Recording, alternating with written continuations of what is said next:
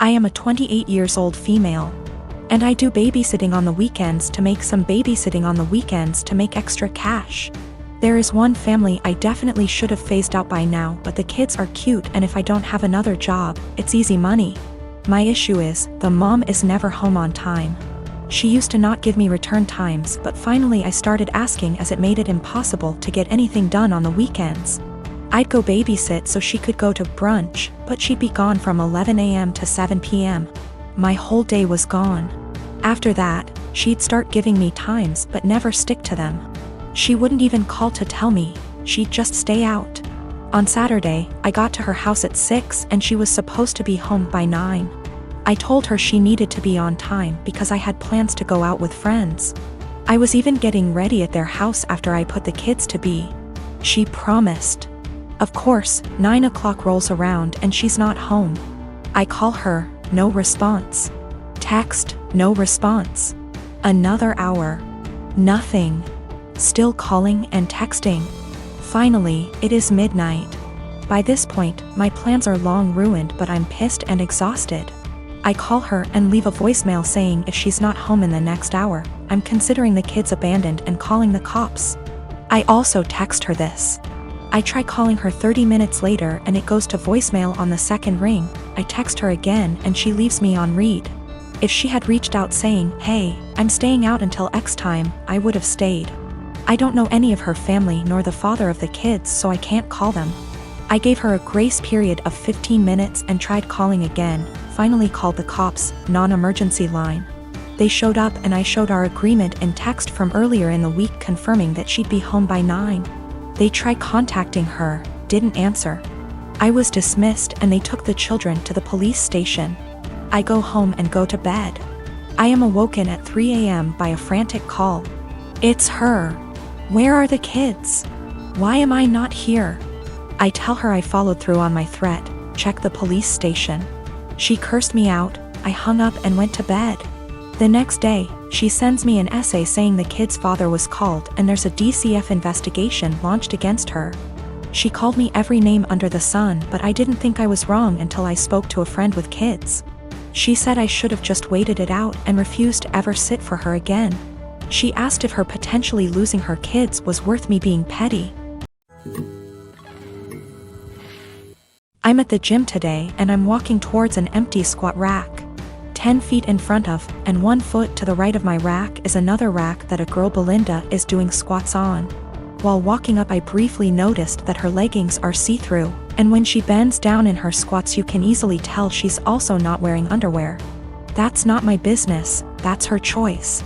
But it made me uncomfortable to take a rack that was kinda behind her.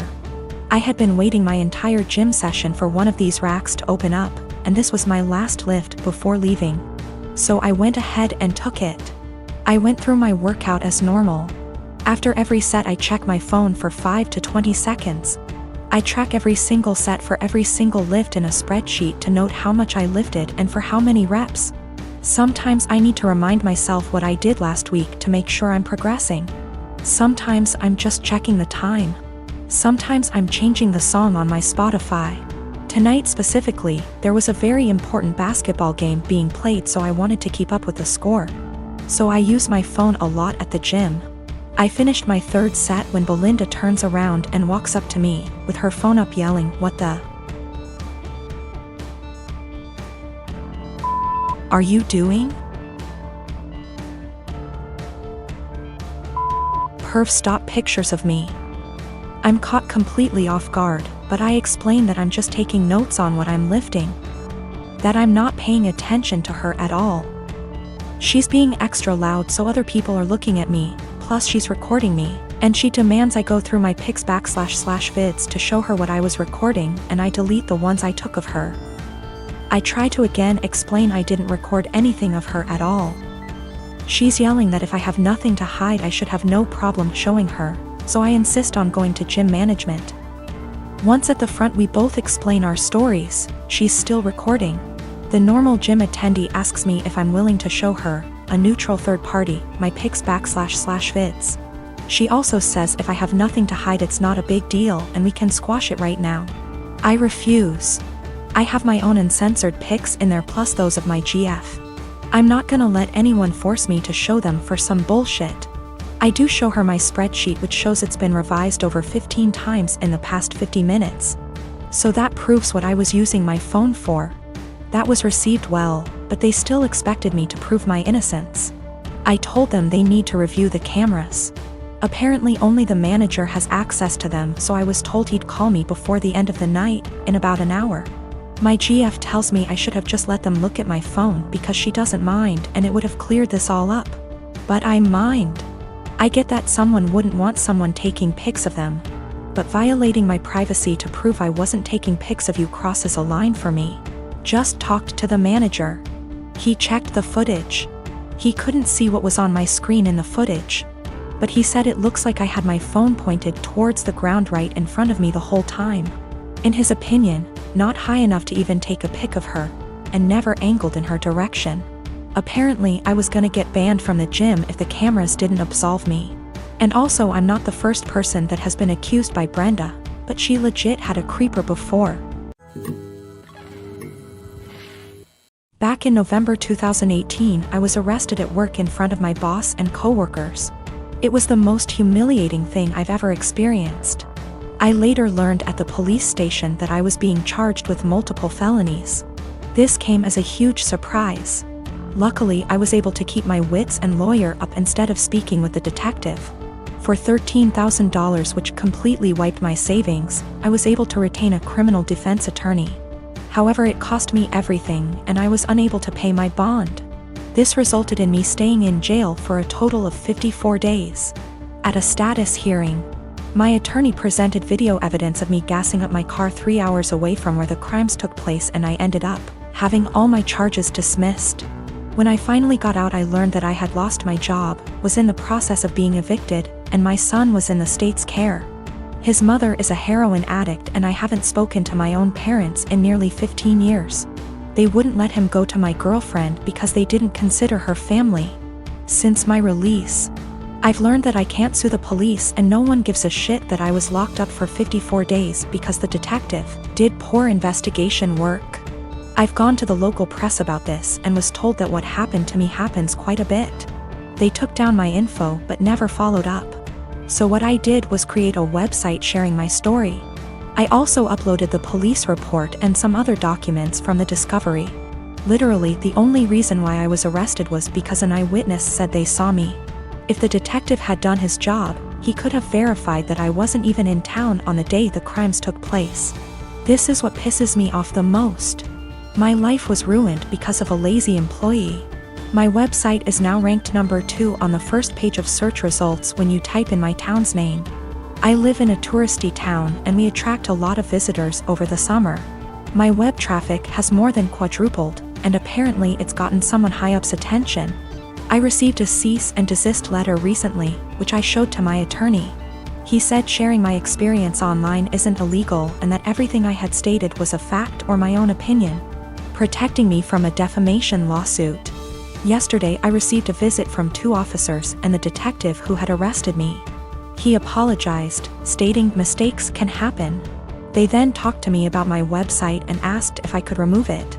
I said I would delete it on the condition that the detective leave his job and never do police work again. Suffice to say that isn't happening.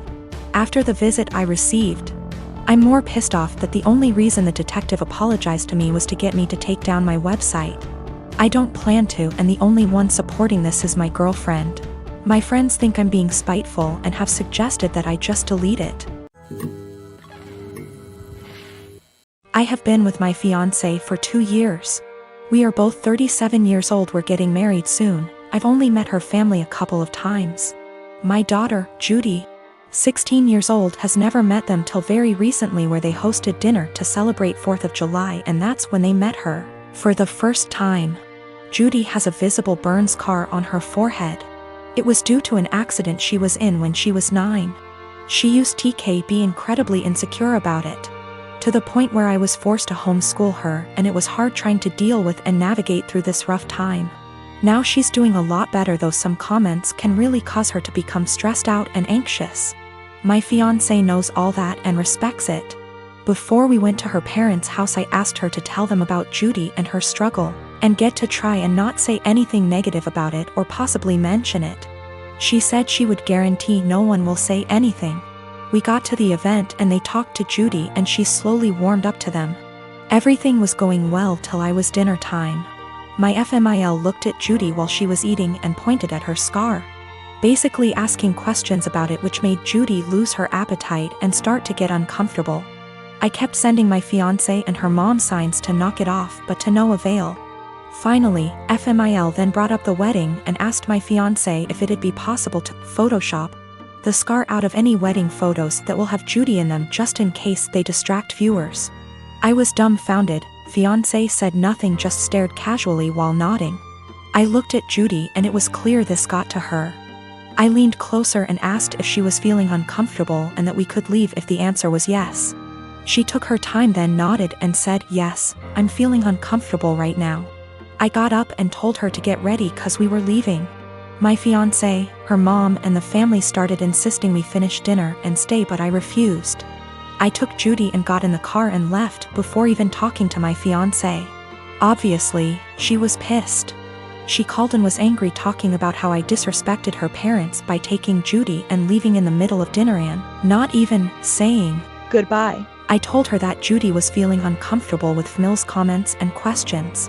She said Judy overreacted and is in need to go back to therapy if a simple mention of her scar caused her to react that way.